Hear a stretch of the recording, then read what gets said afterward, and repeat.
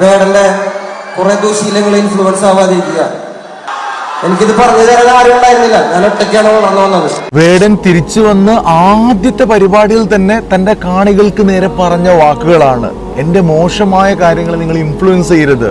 ഏതെങ്കിലും ഒരു സിനിമാ നടൻ അല്ലെങ്കിൽ ഏതെങ്കിലും ഒരാള് ഇന്ന് വരെ താൻ ചെയ്തത് തെറ്റാണെന്നും ഇതിന് നിങ്ങൾ ഇൻസ്പയർ ആവരുത്, ഇതിന് നിങ്ങൾ ഇൻഫ്ലുവൻസ് ആവരുതെന്ന് പറഞ്ഞതായിട്ട് നിങ്ങൾ കേട്ടിട്ടുണ്ടോ?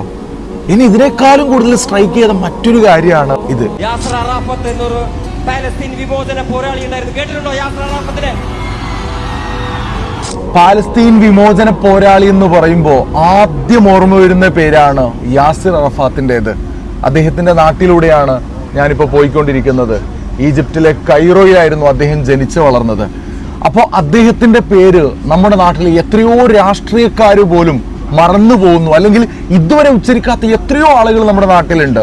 അവർക്കിടയിൽ വ്യത്യസ്തനായിക്കൊണ്ട് താൻ ഇറങ്ങി വന്ന ആദ്യത്തെ പരിപാടിയിൽ തന്നെ അദ്ദേഹം പറഞ്ഞിട്ടുണ്ടെങ്കിൽ ആ ചങ്കൂറ്റം നമ്മൾ കാണേണ്ടതുണ്ട്.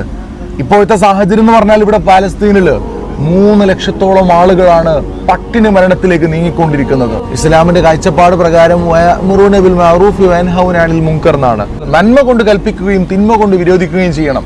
ഇവിടെ നന്മ കണ്ടാൽ അത് വേടനിലായാലും ആരിലായാലും നമ്മളത് മുക്തകണ്ഠം പ്രശംസിക്കുകയും പ്രോത്സാഹിപ്പിക്കുകയും വേണം. തിന്മ കണ്ടാൽ അത് വേടം പറഞ്ഞതുപോലെ ഇൻഫ്ലുവൻസ് ആവരുത്. അതിനെ എത്ര നമ്മൾ സ്നേഹിക്കുന്ന ആളുകളാണെങ്കിൽ പോലും അവരുടെ തിന്മയെ ദുശീലങ്ങളെ നമ്മൾ ഒരിക്കലും ഇൻഫ്ലുവൻസ് ആവരുത്, അതിനെ നമ്മൾ പ്രാവർത്തികമാക്കരുത്. അതാണ് ഇസ്ലാമിൻ്റെയും കാഴ്ചപ്പാട്.